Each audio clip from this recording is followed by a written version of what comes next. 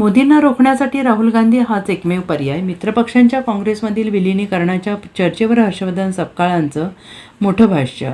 विधान परिषद निवडणुकीच्या रणधुमाळीत आता राजकीय आरोप प्रत्यारोपांना वेग आलेला आहे. अमरावती विधान परिषदेच्या जागेवरून काँग्रेसचे प्रदेशाध्यक्ष हर्षवर्धन सपकाळ यांनी एक मोठा दावा केला आहे. भाजपने अमरावतीत दिलेल्या उमेदवारांवरून भाजपमध्ये प्रचंड नाराजी असून यामुळे भाजपची मते फुटू शकतात असा दावा त्यांनी केला आहे. मोदींना रोखण्यासाठी राहुल गांधी हाच एकमेव पर्याय असल्याचं वक्तव्य देखील हर्षवर्धन सपकाळ यांनी केलं आहे. राज्यात विधान परिषद निवडणुकीत काँग्रेस उमेदवारांची पिछेहाट होताना पाहायला मिळत आहे. या प्रश्नावर उत्तर देताना हर्षवर्धन सपकाळ आक्रमक झाले. ते म्हणाले, पैसा फेक तमाशा देख. या धर्तीवर सत्ताधाऱ्यांनी स्थानिक स्वराज्य संस्थांच्या निवडणुका लढवल्या आहेत आणि या निवडणुकीमध्ये विरोधकांचे उमेदवारी अर्ज तांत्रिक दबावापोटी त्यांनी बाद करून घेतले.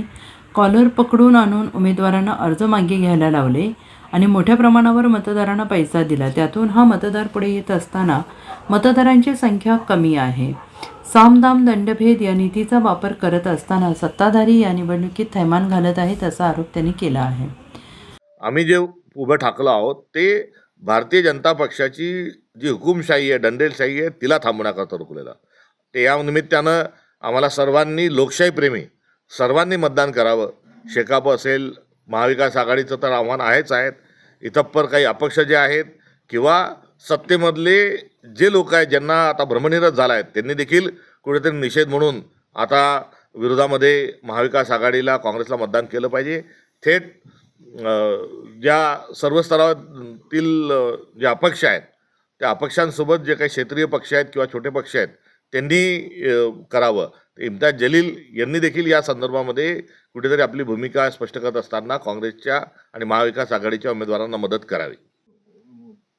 तुम्ही जे उमेदवार देत त्यांना त्यांची विश्वासार्हता राहत नाही आणि असं अजिबात नाही. ही 17 ठिकाणी या निवडणुका होत आहेत आणि या सर्व ठिकाणच्या निवडणुकीमध्ये मोठ्या प्रमाणावर पैशाचा वापर, धाकदपटी केल्याचं आढळून येत आहे.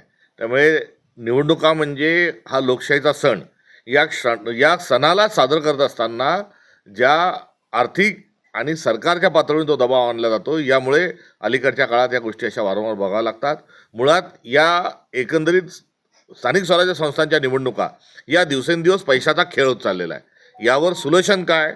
तर याचं सोल्युशन म्हणजे ग्रामपंचायत सदस्य आणि पंचायत समिती सदस्य यांना देखील मतदार केलं पाहिजे, जेणेकरून मतदारांची संख्या वाढेल आणि मतदारांची संख्या वाढल्यानंतर हा घोडेबाजार जो लावला आहे तो नियंत्रणात कुठेतरी आणता येईल.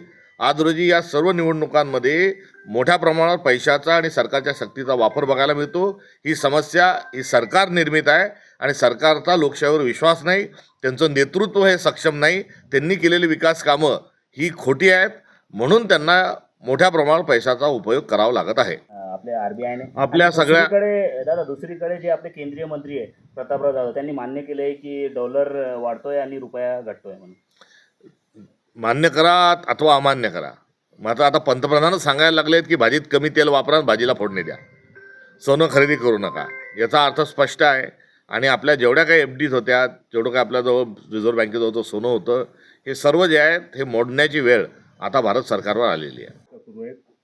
या सगळ्या चर्चेचा एकच कारण आहे की भारतामध्ये आता भारतीय जनता पक्षाच्या जुलमी आणि हुकुमशाही कारकिर्दीला फक्त आणि फक्त काँग्रेसच लढत देऊ शकतो. त्यामुळे काँग्रेस हाच भारतीय जनता पक्षाला खाली खेचण्याकरता आणि लढण्याकरता सक्षम असा पर्याय उरलेला आहे. आणि राहुल गांधी हे या देशातला आशेचा किरण आहे आणि या अनुषंगानं या मित्रपक्षांच्या विलिनीकरणाची चर्चा देशभरात सुरू आहे. Bureau report, SPN Marathi, Mumbai.